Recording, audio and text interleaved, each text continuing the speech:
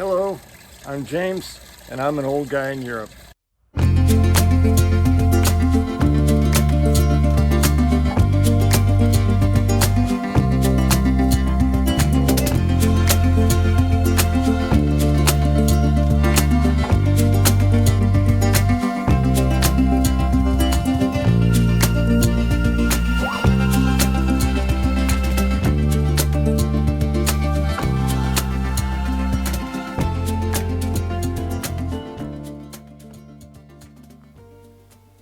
Hello, welcome, and thanks for joining me for episode 3 of An Old Guy in Europe.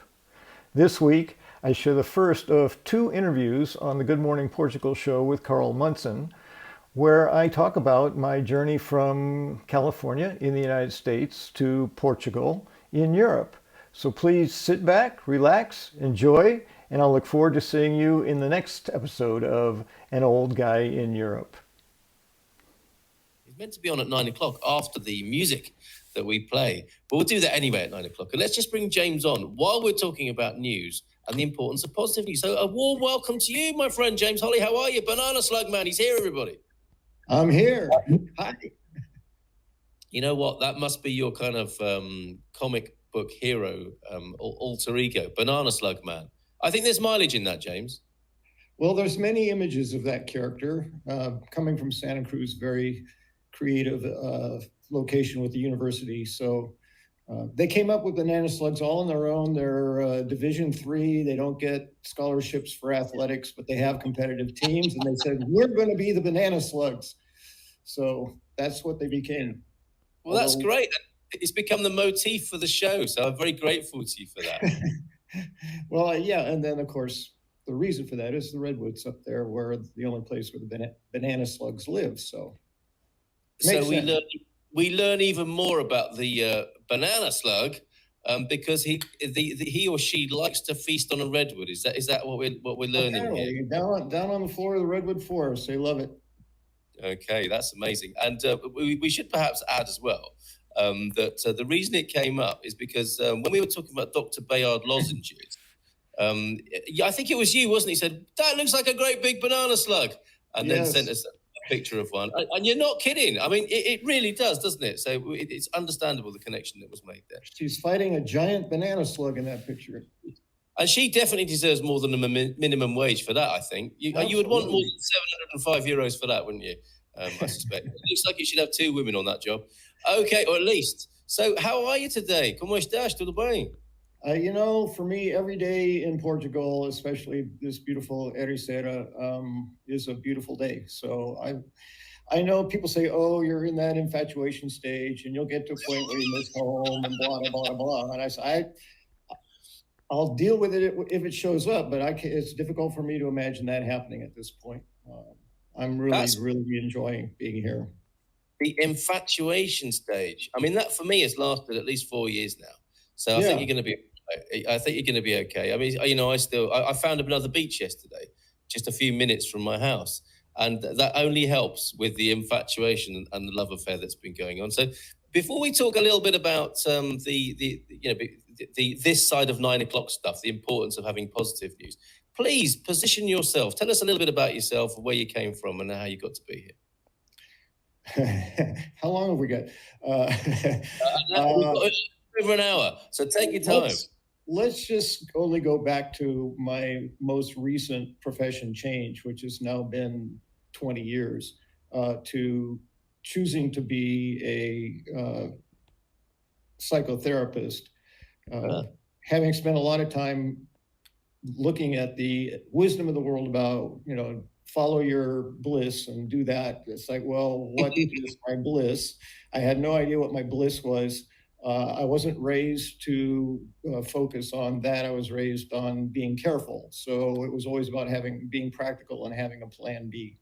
Anyway, I made that decision at a more advanced age. And it was the exact right decision for me, which coincides with, I think you and I probably share similar ideas about how, call it spiritual or whatever you want. I tend to go with the inspiration that comes from outside of me. And when I do that, I have often said my profession as a therapist felt like I dumped a jigsaw puzzle out on the table and started watching it put itself together. Oh, wow. I had to put some effort in, move some of the pieces, do that, but it just fell together. And it's been right. 20 years. That is my passion, and I love it. I'm curious about people. I'm curious about life, about human interactions. The Buddha really impresses me because at least the stories about him were that he went out and observed human behavior and tried to figure out what the heck is going on out here.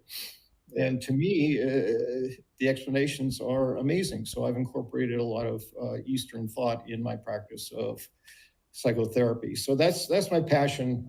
That's what I'm currently doing. And I don't know how far back you want to go. I came out of Santa Cruz, or I was in Santa Cruz when I made that decision. And I'd been in Santa Cruz for well over 20 years. I went there to go to the university, which is where the banana slugs plugged in. And decided that I love being here. Santa Cruz is my place. It was the only place in my life that truly felt like home to me. And then I made this decision to be a therapist. So I had to leave to go to school, and then this, that, and the other thing. By the time I was thinking of going back, it was 100 times more expensive. So I missed that window. Okay. Which is the prelude to how I came to be here. So. Well, so let me get this straight. Being a psychotherapist came a little bit later in your career. It wasn't your first choice. What you haven't always done. Right. Okay. People say, boy, you've had a lot of jobs. I said, what have you done? I said, probably the shorter list would be what I haven't done.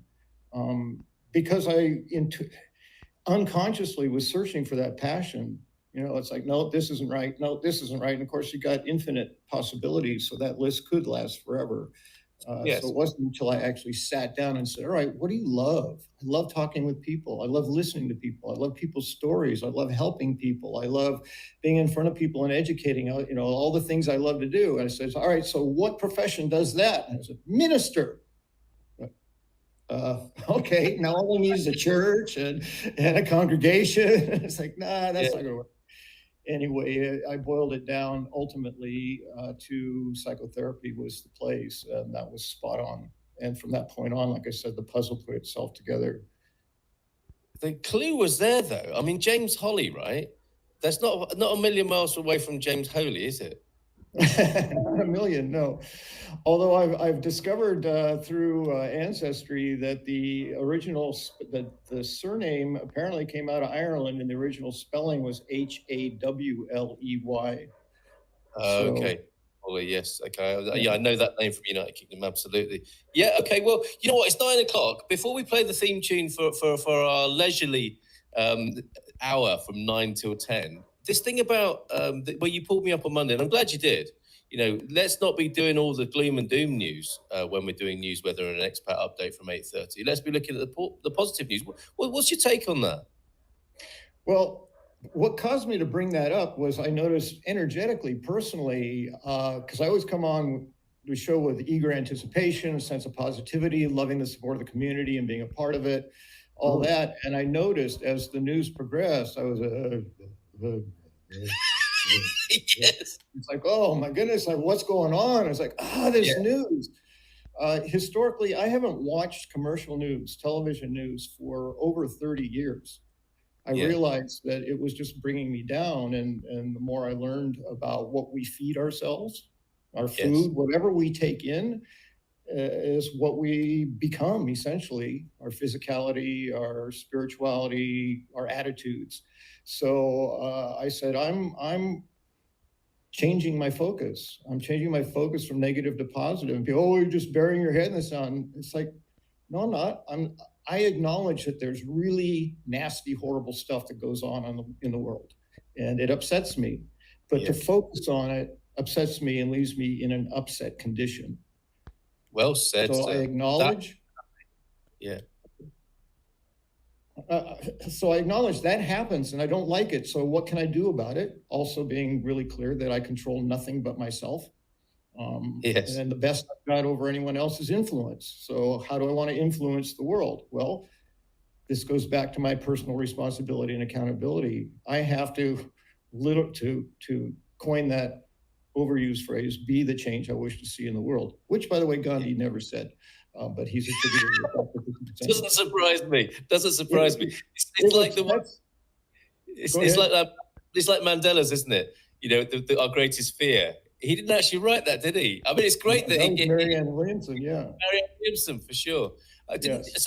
Marianne Williamson didn't write "Be the Change" there. That predates her a little bit, I suspect. No, actually, it's a fairly typical human need to do a Cliff Notes version of a more complex thing. So Gandhi actually said about 1 or 2 paragraphs worth of stuff, and someone said, "Oh, he said this."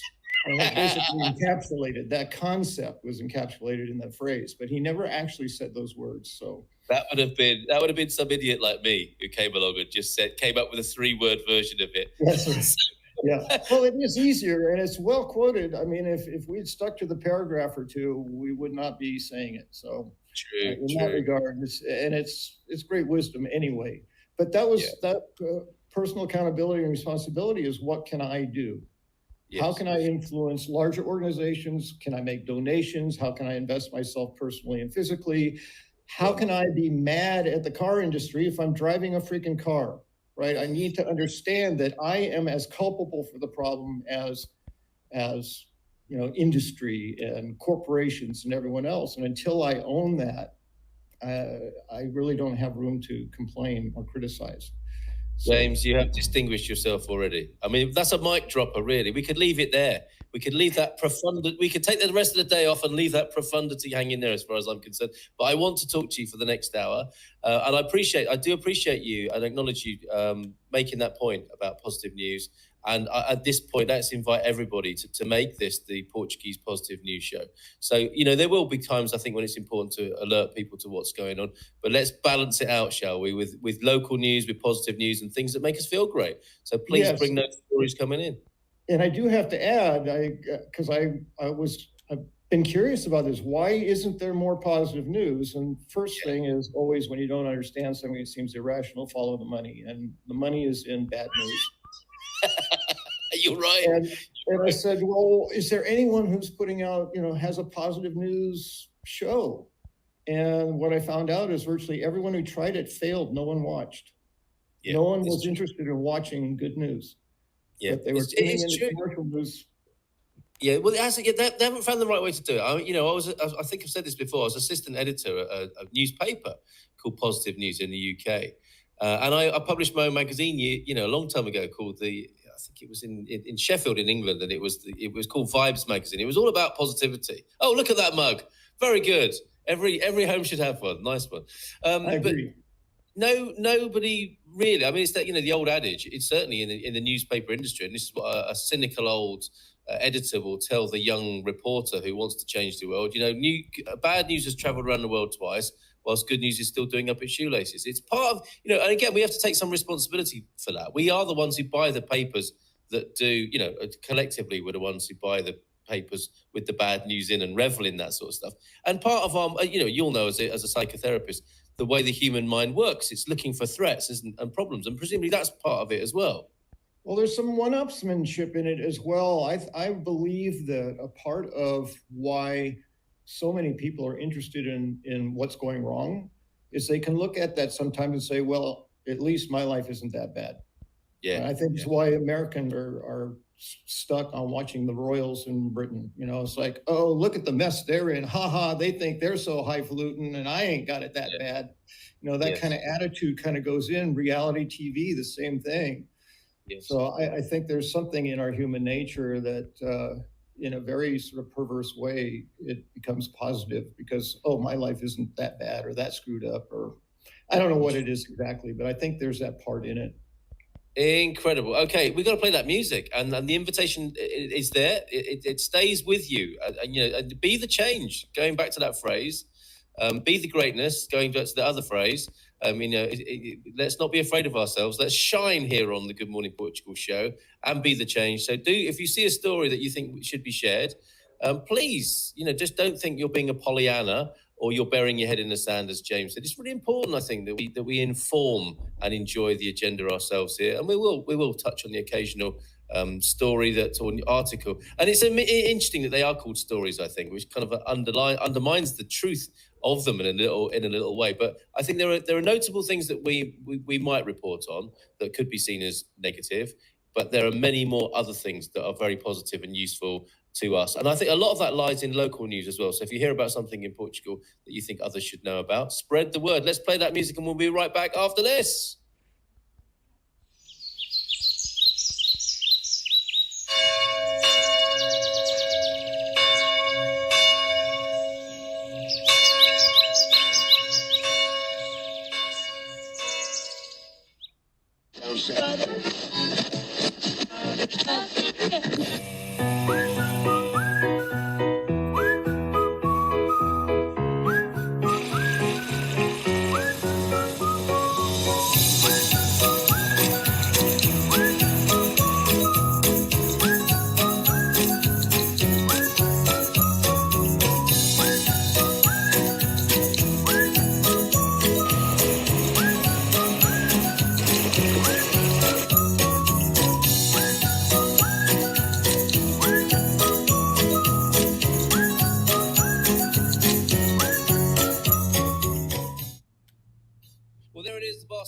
Cockerel heralding the arrival of James Holly, who's joining me originally from California, and we have the pictures to prove it, I think, a little bit later on, but originally from California, now living in wonderful Ericeira, and beautiful pictures from there as well, and video, James. So thank you very much for sending me that in advance, which we will share. We've got a little bit of catching up to do with our community this morning, and we have a beautiful photo sent in from Utah, some way away from your departure point in the United States, but a nice reference point. Here they are. So have a look at that road. We're called Gumpers here, and I think you're part of that, James, of having us stick with that name. Is there another Gumper that you can think of that is associated with the road you see behind these lovely people? And the lovely people you see there are Jay and Diane. And they say to me, I took on another Gumper tag. We drove to Monument Valley to Gump Point, and this, of course, is where Forrest Gump stopped running and said he said something like, "I'm tired," didn't he? At that point, they're running along that road there. So, Jay and Diane, thank you so much for that iconic picture. And that, if you couldn't put it into place in your mind, well, as soon as I mentioned Forrest Gump, you must be able to. So, Jay and Diane, thank you so much for that. It looks like Gumpers is sticking, James. Apparently. And they were just on their way to breakfast, by the way. What, talking about traveling in America, which is no baby, right? That was a tiny little road, yeah. I love the stereotype.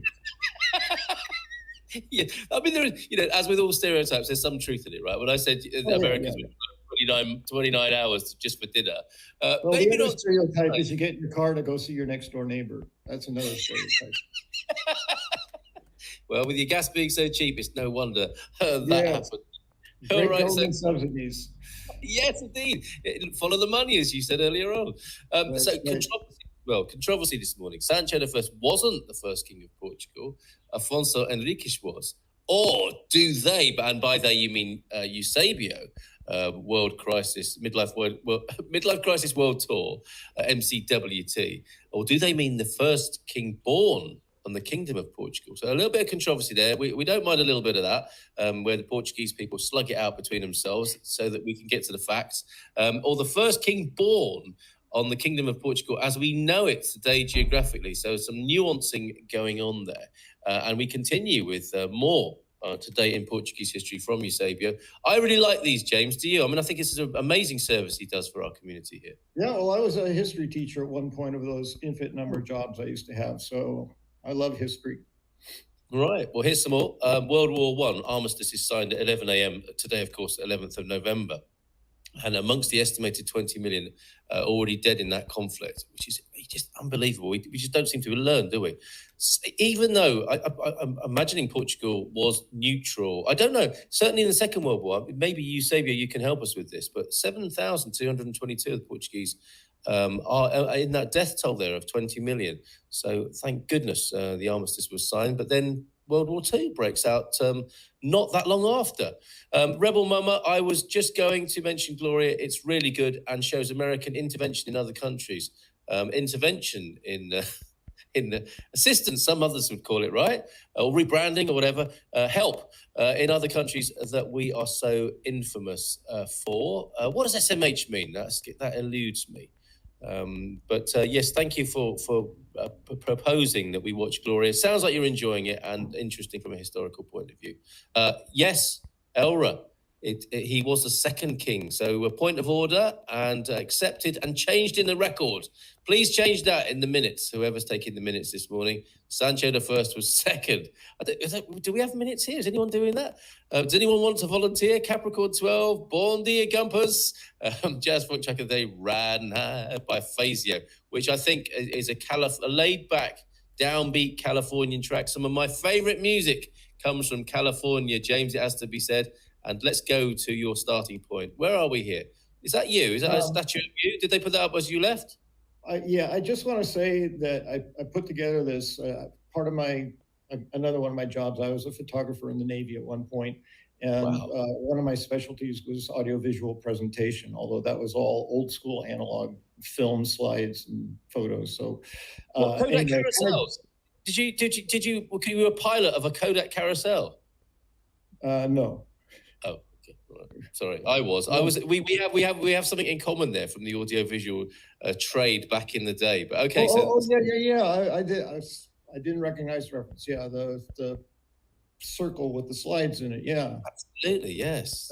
That's part of what we used. We had to synchronize the movie projector with the slide projector with the audio. It was pretty amazing.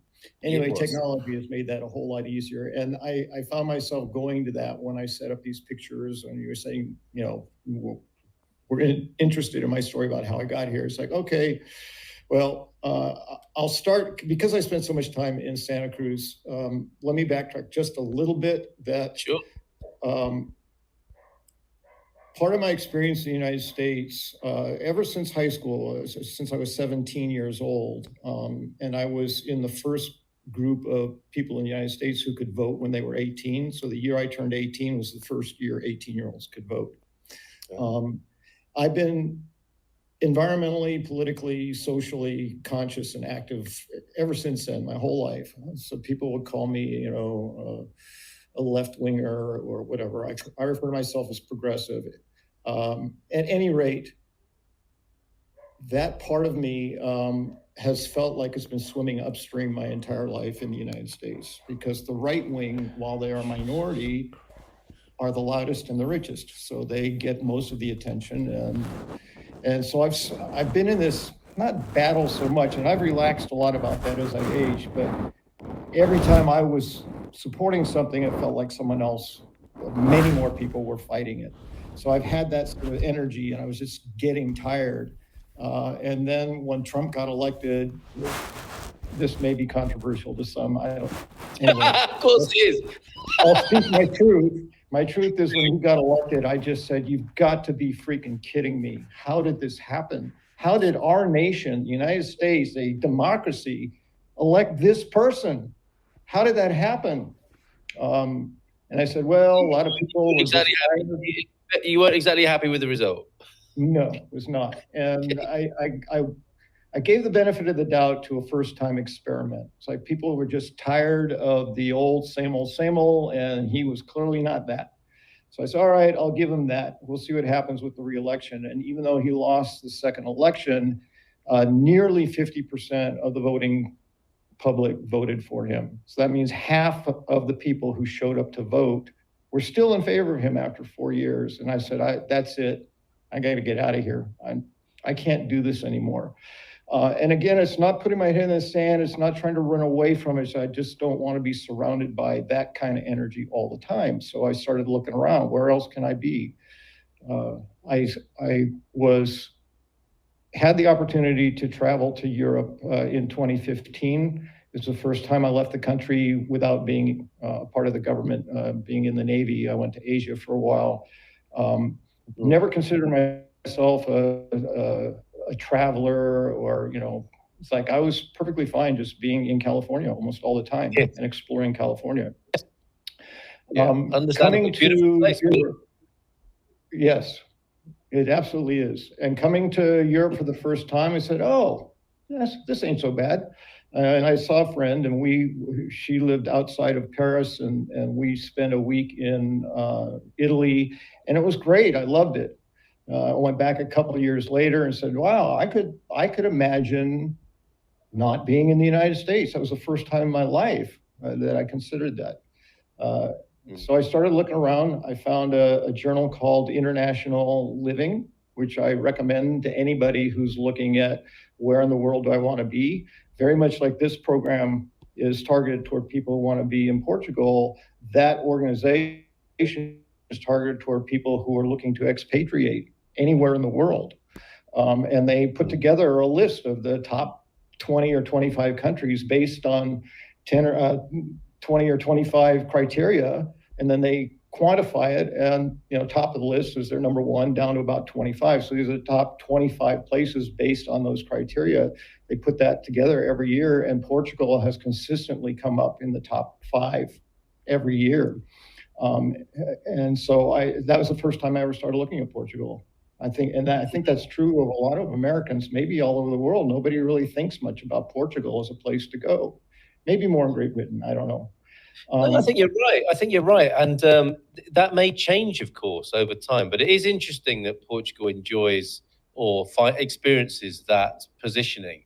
It's not first choice, is it? It's a happy accident for many people to be thinking about other places. And then, what's this? Portugal?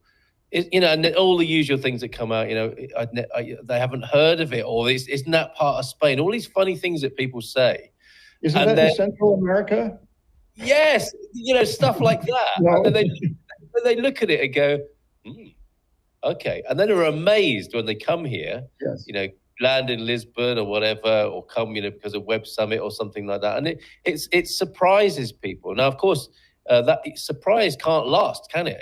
As word gets round and as popularity increases, I guess you move from surprise to predictability almost. But we're in that phase at the moment, aren't we? In exactly the condition you've described that you went through. Yes, absolutely. I started looking at Portugal. I said Italy was another one of the countries on my list. Having been there, I love the energy of Italy. I said when I landed at the airport in Italy, it felt like the country gave me a big hug. I mean, energetically, like, welcome, here you are, we're happy you're here. And I'd never felt that before. You might enjoy this. What I have noticed is that the appeal of Italy is very similar to Portugal energetically, but Italy is the extrovert and Portugal is the more introverted part of that. And Portugal is more like, I'm happy you're here, give me a hug. An invitation to dinner is an invitation. If you say no, people aren't going to get roughed up, or they're not going to insist that you have to be there. And in Italy, it's much more like that. It's like, no, you must come. Yeah. Portugal's like, okay, well, maybe next time. I get that comparison. I really like that. The other comparison, while we're on the matter, is that Portugal is California of Europe, which and maybe not now, but you might want to consider that, evaluate that for us as well. But I do love that comparison with the introvert, extrovert, Latin thing going on, and the different kinds of hugs and invitations that go on in those respective countries. That's brilliant. Yes, and by nature, I tend to be introverted, so the appeal of Portugal just kept growing. So in the around January of 2020, I said, I need to go get boots on the ground in Portugal. I need to see what it feels like. I'm going to take a 2-week vacation and just go see what it feels like to be there. And then, boom, COVID. All of a sudden, my plan to put boots on the ground the world was not going anywhere. And during that time, I said, why? Because my nature is to put things together and have a plan and a backup plan, all that. And I said, nothing's going to be happening for months. You're 90% certain that you want to be in Portugal right now. Just start the visa process. You have to do it all here anyway. Just get it started. So many people going, what? You're looking at moving there and you've never been there? It's like, yep. I was just ready to go. And so it was over a year and a half from the time I originally planned to come to Portugal to the time I actually showed up. Because the That's COVID not bad. closing. Yeah, that's not bad. What incredible timing as well, and what a brilliant embracing of circumstance. That's not gone unnoticed. I think that's very elegant what you did there.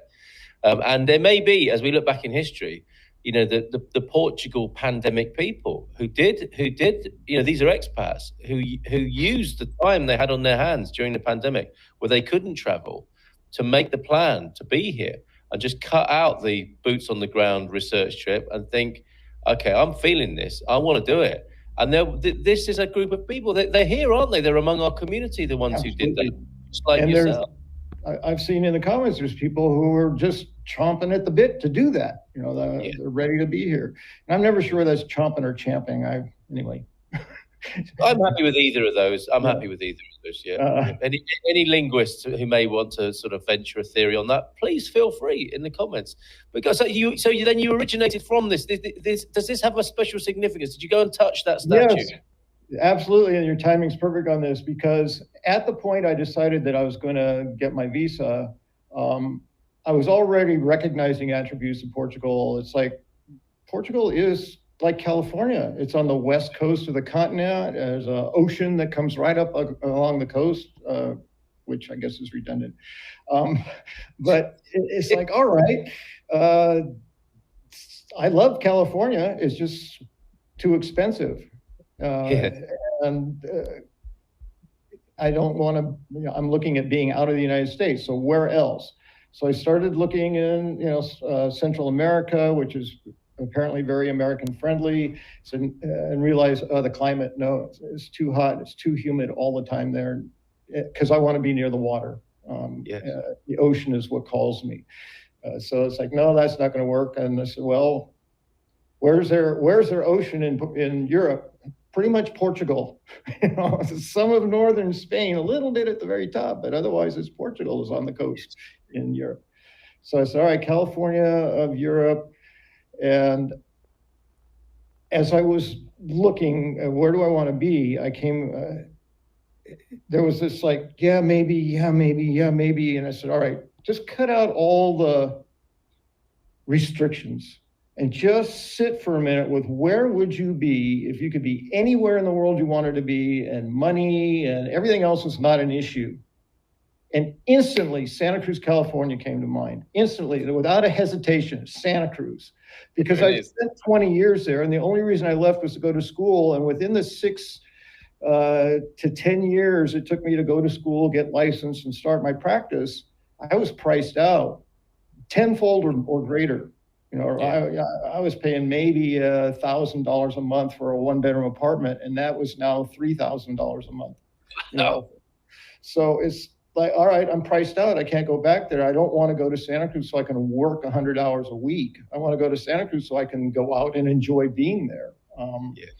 So I said, all right, if that's not going to work, then maybe you need to look for the Santa Cruz, California of Europe. I said, well, the only place that's going to be is in Portugal. So now I'm looking for the Santa Cruz, California of Portugal.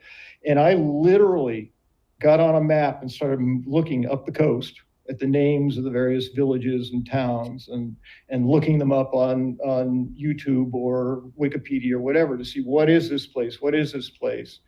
And in that process, Ericeira showed up. And I started looking at it, and I said, wow, international surf location. That's Santa Cruz is a huge international surf location. And I'm not a surfer, it's not surfing, but there's something about the energy. And I think maybe you've been able to see, I pay attention to that.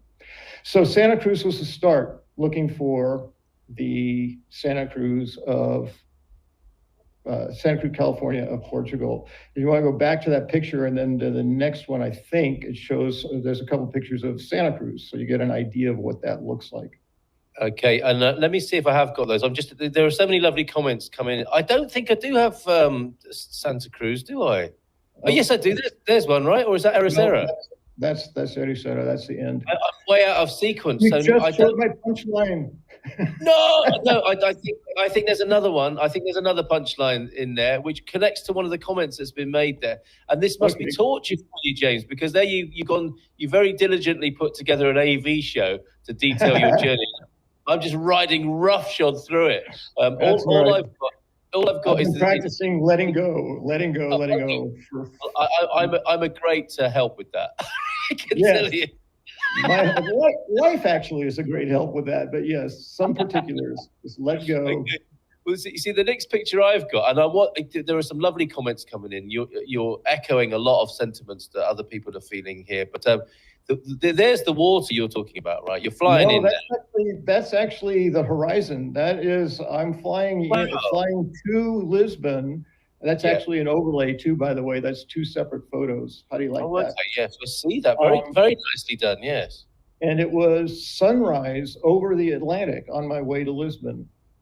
I just saw that out my windows, and I have to get that. That is Of course you do. Of course you do. But then, may I play the video of the water? Absolutely.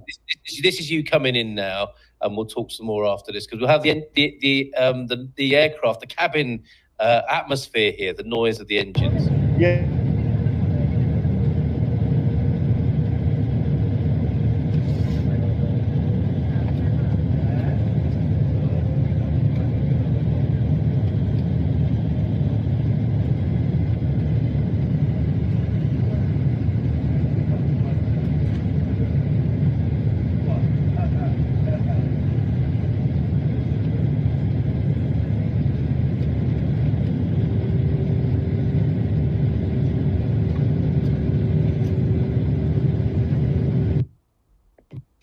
So let me just remove that as well. Sorry, that's still on the screen. A beautiful shot that it is as well. And so there you are. You've flown over the 25 de Abril bridge. You're flying over the LX factory pretty much. I see you're flying TAP. I can just see that on the wingtip there. Yes. What was that? What was that like after all those months of planning and scheming and thinking where you wanted to be making that landing there? Well, we've entirely missed the D7 process, which was an adventure of its own. Yes. Well, don't worry. People will be asking questions about that. Yes, I only came to know about Gilda and her service later. I was watching Good Morning Portugal for about 6 months before getting here. So around April of last 21, watching the replays. By then I was well underway, yeah, that was quite an adventure in and of itself. And I'm proud to say I did it all essentially on my own with the help of videos and other things, but I didn't hire an agency. So I was ready to be here, and there was a lot of unknowns in the anticipation of being here, like, do I have too much luggage? Am I going to have to pay more? Are they going to let me on the plane? All those kinds of things. And I remembered from my experience coming to Europe before that I will relax when the plane takes off. Yeah. Once the plane is in the air, then the only thing that's going to bring me back is if there's some catastrophe, in which case everything else doesn't matter. Right? Yes. It's like, okay. Absolutely. Yeah. Good strategy. So getting in the air was great. And my experience of TAP was really nice. All the crew that were there were friendly. Of course, they're all bilingual or multilingual. I did everything I could to speak as much Portuguese as I knew, which was very, very limited, primarily, please and thank you. But I feel that I believe that if I'm going to be in a place that speaks a different language, that it's incumbent on me to be familiar with that language and be able to speak to the natives in their tongue. So I was practicing that on the flight. And they kind of smiled and said, okay. And then I'd go, and they go, milk with your coffee, whatever. It's like, sí, por favor, yeah, sí, por favor. So the flight was great. I made a notation yesterday or maybe the day before when you were talking about TAP, I was looking for a direct flight. I didn't want to stop somewhere, change planes, lay over. I didn't want to do anything. I want to get on a plane in one place, get off the plane where I wanted to be. And San Francisco Airport has exactly one TAP flight, which is the only airline that flies nonstop direct from San Francisco. They have one flight a day. It took 11 hours instead of 14 with the layover somewhere. My baggage would go on the same plane I got on, and so it couldn't get lost, all that stuff. So I made that choice. And it was a little more expensive to do it that way, but at that point I was willing to do that. Like, I'd spent a year and a half getting ready to be here. I was going to let another $150 get in my way. You know, I was like, all right, yes, I'll do that. And of course, the rates change. That's one thing I would say. If people are planning on flying over, do it not in the high season. Do not do it between like July 1st and September 1st, or pretty much more October 1st. It's double, twice as much to fly during that season. So if you can fly in, you know, October through June, you'll get a much, much better rate. Great point. Okay, so a bit of a catch up then. And I'm sure people will have, and I'm sorry I'm doing this to you, like pulling you all over the place with your story, but it is a nightmare for some people, the way that my mind works and then communicates in this way. I do it to myself. I'm amazed. You multitask better than anyone I know. I couldn't possibly imagine trying to manage all the things you do. You do it marvelously, so I appreciate it. I can thank you. I confuse and confound myself with the very same thing. So we're both in the same boat in a way. So yeah, I mean, to sum up there, you know, this is amazing. The comparison between Santa Cruz, Ericeira, the California of Europe you're heading to. Great review of TAP there, by the way. It is possible to do the D7 thing on your own, which you've proven. And the one question I want to ask you before we look at so many comments that are coming in is I'm sure there are people saying to themselves, wow, I'd love it if James would sit me down in a chair in the way that he obviously sits himself down in a chair and takes me through that process. Your thought processes are very fascinating and wonderful. How you had a word with yourself on a regular basis, by the look of it.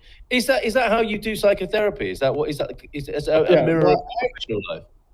I tell my clients almost all the time, if not every time, I say, I don't do this job because I'm better than anybody else. I don't have all the answers. I certainly don't have your answers. And in truth, I'm getting paid to do my own work. So thank you very much. Because every time I'm engaged with someone else, obviously, well, maybe not obviously, but I'm assessing my own reactions, my own process, my own struggles, all the things that I have worked on, and listening to their story and getting variations on it. And how did I work through? How could they work through? So in the process, very much like teaching, you learn more by teaching than you do by, listening. Yes, indeed. Yeah, I get it. I have the opportunity to practice every time I'm sitting with a client. So that's another part of the passion and the joy I get from the work, is I have the opportunity every time to grow myself. And that's transferred with you, has it? I mean, that is something you can offer people. People could see you for that process. I'm really confused about moving to Portugal, where to go. Oh my goodness, it's all getting too much. You offer that service to people? Absolutely. There are some changes in terms of licensing. Right now, I'm a licensed marriage and family therapist, licensed by the state of California. And in the United States, that means I can only be a psychotherapist for residents of California. Interesting. As my license comes to expiration in June, I'm not going to carry that on, and I can change the label easily to coach. And interestingly, coaching is not regulated at all, where psychotherapy is regulated with a, Yes, I understand. Seen it from both angles. I can offer pretty much any kind of support, and I've been doing stuff through video conferencing since before the pandemic. So that's been really nice for me too. I've still got clients who are in California. I just see them 8 hours later than where they are. Yes. So I say, okay, it's got to be your morning or it's my bedtime. So but you're always ahead of them. You're always ahead of them, and you always will be. By the sound of it. And I've got to say, resonances of Goodwill Hunting here. I mean, I'm hearing you calling your clients sport in the way that so beautifully. I forget his name now. Forgive me. Who's the great Robin Williams, right? Who was so brilliant as a psychotherapist with the young and another actor whose name I forget. That we will be told in the chat, I'm sure. But he exemplifies to me all that's good and great in the therapy role. He's obviously a wounded man and humble, and he's not pretending to be better than anybody. And the relationship between those two men, I think, is amazing. A very moving. Yeah. Very moving movie. Laying your stuff on them. It's like, just relate to it, understand it, try to have some compassion and some deeper understanding of them, but don't then put that was my only complaint with that role, is that he was putting a lot of his own stuff onto his client. No question. Definitely is considered a no-no professionally. Which I think was a little bit of a Hollywood touch, right? I think there was allowable in there and tugged our heartstrings as a result. Yeah. Yes, of course. So, okay, let's see what people are saying. We've got some catching up to do here, James. So Michael's on his way to Peniche on Friday, so enjoying the Silver Coast. Then a week in Ericeira, Sesimbra and Évora. What a lovely tour that is. Hiked up to a spell Santa Ana yesterday. That might be a typo. Of course, drank some wine in Salir, possibly, on the way down. But maybe Sapir, I don't know. We were talking of Gumpers. That was some time ago, and Pete will not let this lie. Do the Gimpers picture. I will when you send it to me, Pete. Ooh, the smell of rubber in the morning. Now, if you start that off, Pete, we may follow. We may not. But I think, given the amount you talk about it, and I have a psychotherapist here who might back me up, I think Pete's got a little bit of a fascination there that's giving something away about himself there and what goes on in there. Perhaps a bit of a fetish going on, yes. Perhaps, I think so. See, the psychotherapist said so. Portuguese history slapped, going back to Sancho and Afonso. And Pete made a great comment, actually. I thought Afonso was the first king.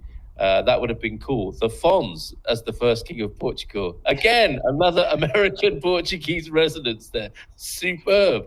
Was that California? Were the Cunninghams from California? No, I think they were Minnesota or something. Oh, okay. All right. I had roasted chestnuts up in Minchinhampton. I think that's Monchique. And I think your spell checker predictive text to turn Monchique into Minchinhampton. And believe it or not, I think there is a place in England called Minchinhampton, everybody. Ian's here. Hello, Ian. Coach Turner's here. Bon dia, Carl. Yeah, Toros. Another inspirational Hollywood movie in the making, Coach Turner. Booster jab today, so we'll be able to receive the show without a phone. Hey, very good. Rugby Collins here, another Ericeira person. Michael Whitby, please get in touch when you come to Ericeira. Obviously, James is already there. Rugby Colin is there as well. Susan, I read a post this morning saying fuel prices are going down in Portugal. What are the prices there? Through the roof here in Finland. Saw 95 the gasolina up almost to €2. So I don't know. I don't keep an eye on that, but I'm thinking I might do as part of the expat update. A little look on what's going on in the supermarkets and petrol stations. 99% of this day in Portuguese history get no comment, but the one king out of all. Yeah, that's how it works. This is what we're saying about positive and negative news, isn't it? Everyone loves you, Eusebio, when it's all going well. And then as soon as you make a mistake, they're on you, man. They're on you. Just remembered another nice news story. We'll pass it on. Thank you very much, Rebel Mama, for that. See you at the car show on Saturday. Oh, so that's good. It's the 15th running of that. Signs all around San Martino for that. That's good to know. Have a great morning, everyone, and good luck with the Boosterians. Same problem as always. Flocks of birds to keep out, off shopping to keep them away. I don't know what he means there, but maybe that's literally what he means. I didn't know if it was a euphemism or metaphor, as is the way many communicate here. Morning, my Portuguese massive. Is that true? Okay. Pamela Smith, bon dia. Beautiful pictures coming in from Pamela. A view over. I'll play that at the end, or I'll show that at the end, Pam, of your wonderful aerial picture looking over, I think it was Alcobaça, but certainly around that neck of the woods. And has anyone, asked Elise, come here from the US with very large dogs? Yes, we do. We do know of those people. Tap said maximum £70. Ours are 19,100. You didn't bring any pets with you, did you, James? No. Okay, so maybe... It's one of the things that allowed me the freedom to do what I did, is that I'm just solely and completely responsible for me. My joke before I left was my only pet was my lime tree. I had a potted lime tree I had to find a home for, but other than that. Do you get pictures on a regular basis of the lime tree saying, I'm fine, thank you? No, I trusted the new owners and let it go. Right? Let it go, sir. Canada and maybe US have gas buddy. Oh, that's interesting. So there are comparison sites. In UK, call the classic show an auto jumble. Interesting. So I think we should have more of this local news. It's going down well. Expo West Car Show is fab. Well worth going. So maybe see some of you there. Good morning, James and Carl. Great to meet you on Tuesday. Very interested to hear your story. So you've already hooked up with Colin, have you, James? Yes, we actually had coffee together the other day. He's a little bit north in Ribamar, but he and Jean Ferrand, still struggling with the words, the double R. Yes, it's João F. Give me João F. It's also, easy, that's why. Yeah, João F. And I do that too, João. The people I'm living with, it's not João, it's João. It's like, all right, yes, João. Right. and he's helped me too. I said, how do you pronounce your name? Anyways, been quite fun. So you can just call JF. Yes, I've been able to share a couple personal contacts through this show. So it's another amazing thing of the technology is I knew the people I'm living with here. I met months before doing a language exchange with one of the owners. Said, oh, by the way, I have a converted garage that you can rent from me if you want to. I said, great. And said, oh, and when you get here, we'll pick you up at the airport. It's like, great. It's like, all right. Beautiful. The honeymoon period, I think you called it the infatuation phase. James, it will show its face by the medium of bureaucracy. Come on, Andy, cheer up. I'm prepared. I already have heard so much about it. I think I'll be disappointed if it's not that bad. James, be sure to look up Terry/Mark, the dog-loving Americans in Ericeira. Have you met them yet? I have not. That's kind of like saying, oh, you're from California. Do you know Joe Smith? Like, it works better here. It does work better here. I forgot to tell you, James, there is a Buddha monk's home and gardens in your village. So are you near Buddha land? You near Buddha land? Thank you, Colin. Yeah, I knew about that coming in, but I haven't been there yet. It's quite an extraordinary place. I think it's owned by one of the winemakers, isn't it? Which is an interesting sort of associated fact. Terry, Mark, you must come to Ribamar and walk with our three dogs. So some good networking going on this morning. Jeff, I have to obtain an SNS. Oh, I see. That's Andy describing the minutiae of his life and why he's coming back, I think, to Portugal temporarily. I had a similar epiphany. Okay. When I was touched by Patanjali's challenge of don't die with your music still in you. So an inspirational quote there. That goes alongside the others of this morning, doesn't it? Absolutely. So maybe an epiphany is a thing, but epiphany for sure, I suspect, if we know Jim and we know Patanjali's effect on people there. That's beautiful, Jim. Thank you for that. Maybe it's a combination between epiphany and empathy. It could be, couldn't it? I'm sure Jim will tell us. Bon dia todos from Paolo Barata. I do like your little logo there, Paolo Barata. Tell us what that's all about, if you will. Well done, James from Thunder. All that you are is all that you've seen and all that you've done. More profundity. All that you think. Isn't that amazing? You are what you think. Yes. Yep. Thunder, the philosopher, the Lisbon-based philosopher. Great to see you yesterday. Rick Hansen of Buddha's Brain fame suggests that we are hardwired 7 times for the negative over the 1 positive. Judging by Eusebio's comments and experience this morning, it's true. Negativity is like Velcro and positivity is like Teflon. I guess we just need to know how to manage it, don't we, James? Well, yes. And research is showing that the more we focus on something, the brain automatically finds the shortcuts to getting there. So the more negative things you focus on, the quicker you get to negativity. So the challenge in positivity is you have to rewire your brain and get that to be the fast track as opposed to the negative. So it's all true. And that's what he's saying there. We have to be quite intentional about the positive. Change the world. Yes. You change your world when you do that, don't you? Marcus Valbon, bon dia, gente boa. If it bleeds, it leads. Another adage. Isn't that the horrible, cynical world of newspapers? It's so true. I do feel some empathy, as in I feel sorry for people who've worked in newspapers for a long time. there are people in our world, aren't there, who kind of take these bullets, if you like, metaphorically. And they don't have to do it, do they? But they may have found themselves in it for years. And I think it changes a person, as it does, people who are on the leading edge of care in our world and emergency services. It has an effect on people, and we need to look after them for sure. Our negativity bias is part of our default mode network. That sounds like something that comes along with a modem or your fiber optic system here. Maybe it's the fiber optics of humanity. And News Corp are a problem. Shock and scandal makes for column inches, unless we just don't take the bait, Andy. But I guess there you are. Your gate is open at Gatwick in 25 minutes, and you'll be walking past newspapers screaming out to want to tell you bad news. Resist, resist. Hola, bon dia, friends and comrades, brothers and sisters. And this is Hank, who describes you as a brother from another mother a little bit later on in the comments here. Bon dia from Andy. Hello, Porky Feet Andy. Free Portuguese lessons in Oliveira, the Bairro between Coimbra and Aveiro, starting next week. If you live a little way from there and you don't mind the drive, you're going to make new friends in the beautiful part of the world that is the Barrada region. If you live in Coimbra, you could do that. If you live in Aveiro, you could do that on a weekly basis. There are trains. There's a train line there as well, interestingly. Looking forward to a show with a fellow Californian. No more looking forward. We're right here, right now, Hank, and I think you've been enjoying it. Garvo's here. Bon dia todos. Being serious for once, I would invite all viewers to join me in paying tribute to all those who pay the ultimate cost in all wars, including those fighting against disease. Respects. Absolutely, Garvo. Thank you for that. Well said, sir. Carl, Portugal took part in World War I. Interesting. Okay, so neutral in World War II and took part with that death toll of over 7,000 people in World War I. SMH means shaking my head.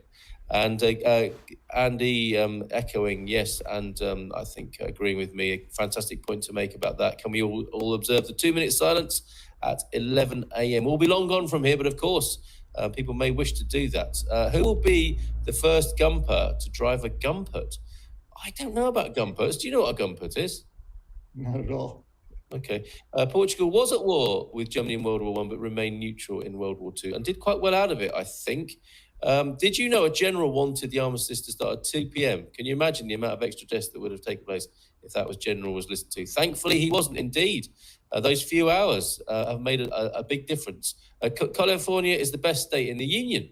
I'm sure my being a native Californian has nothing to do with my opinion on that.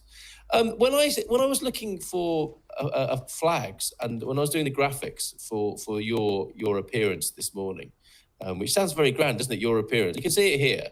You can't because James, joining us live from Ericeira, is in front of the flag there. But it said California on that particular graphic. California Republic with a bear on it. What's that all about? What is that? What is That's the state flag. Every state has a flag, and then the nation has a flag. But I was interested to see that it was referred to as a republic. Why is that? History, as a former history teacher, you'd think I would know, but I don't. Yes, indeed, James. You let me down there. Yes. Others will know. Alice, perhaps Californians considered themselves a republic at the time they found came up with the flag that they wanted to use. I don't know. I like the flag a lot. I like it. A big bear and a star on it. You can't go wrong, can you? Comrade James, I don't know if you would go that far, but Hank certainly does. Alice, well, I did want to say that perhaps that's our shared mother, California. When he said brother from another mother, it's like, well, perhaps California is our mutual mother. Yes, that's right. The bosom of the West Coast, of which you both have partaken. Just tossed my Kodak carousel because it goes. Oh no, Jim! No! That's such an indignity. I think Jim, convert it all to video. To computers. Get it stored on your hard drive. I think that was the reaction of the whole world when the election results came in. I don't think it was for everybody. It has to be said. Imagine living in a red state like South Carolina. See, they've gone there. They've gone there with this. It's the negativity again, isn't it? So many lefties ran away from UK when Boris won here. I don't think I'd put myself in there. It was a coincidence. Think positive. If Corbyn had won, all the Tories would sulk and move to Portugal. There is that. Problem is that corporate Democrats are no better in most instances than Trump, just better PR, says Eusebio.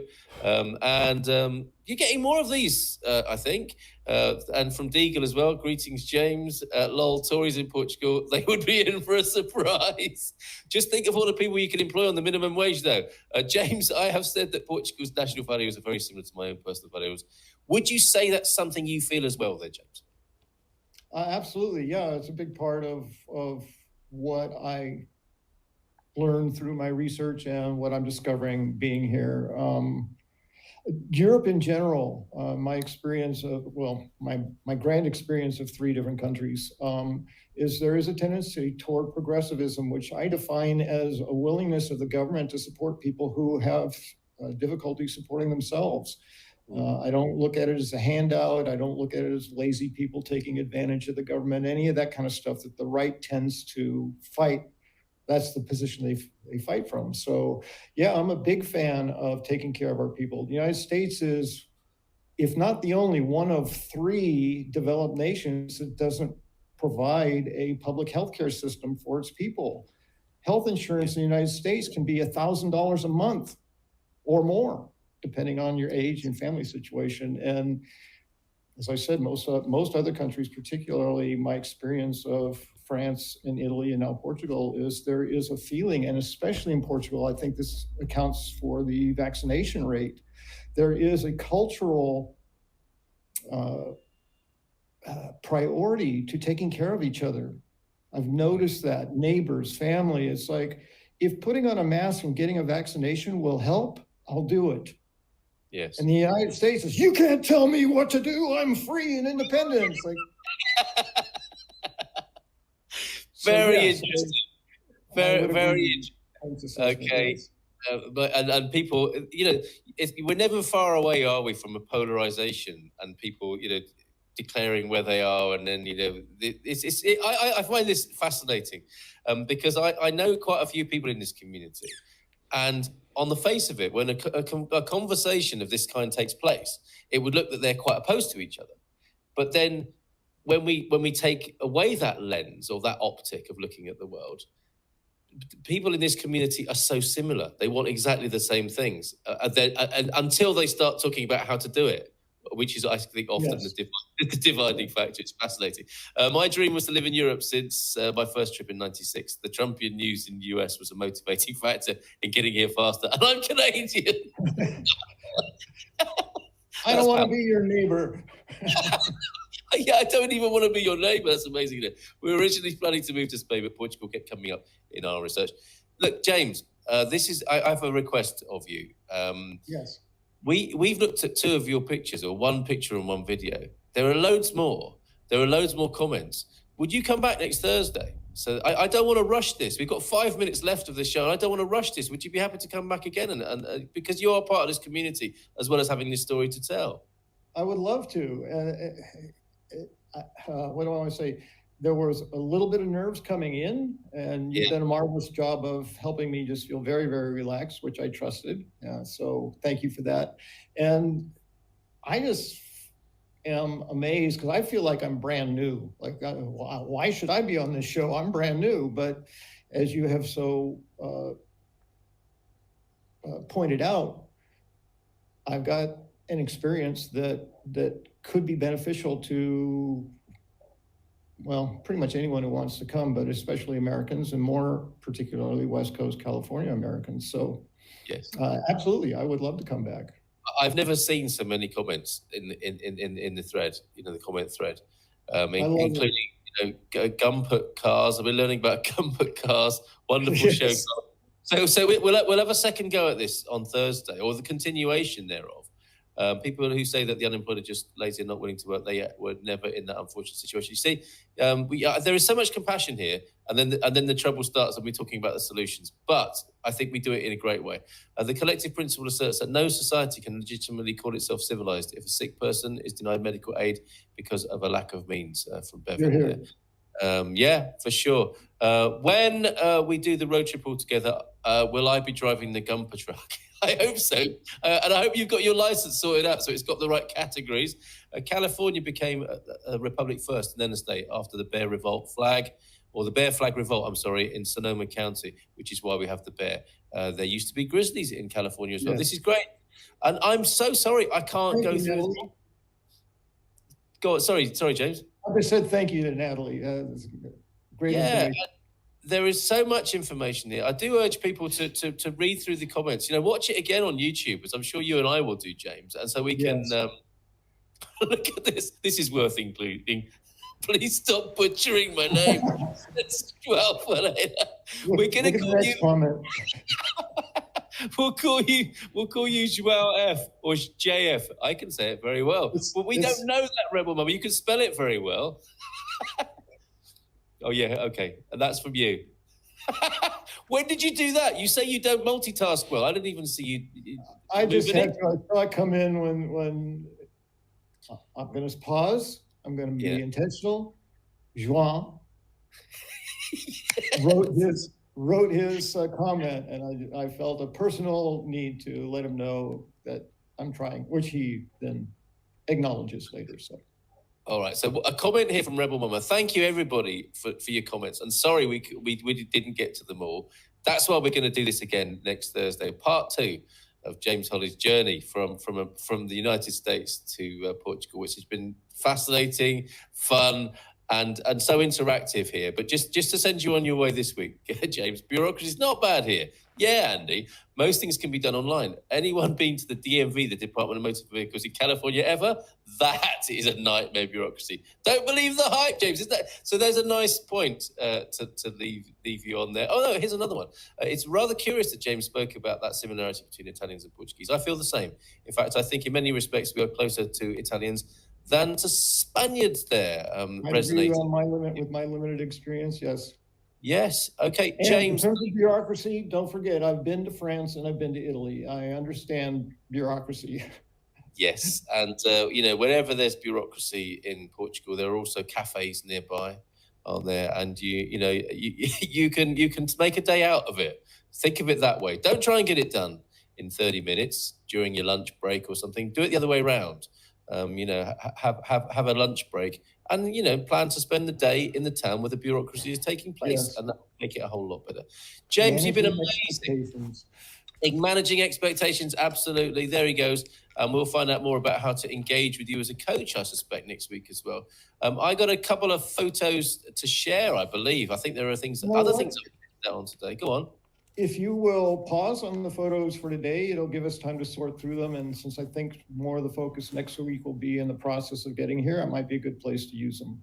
Absolutely. No, I was thinking of other people's photos that have been absolutely, sent. yeah. I'd love to see those. We are prizing your photos and videos. People loving your appearance here this morning. And look at this. Agreeing, Natalie, I had the best pastel de nata ever after my Ceph appointment. Enjoy the journey. That's right.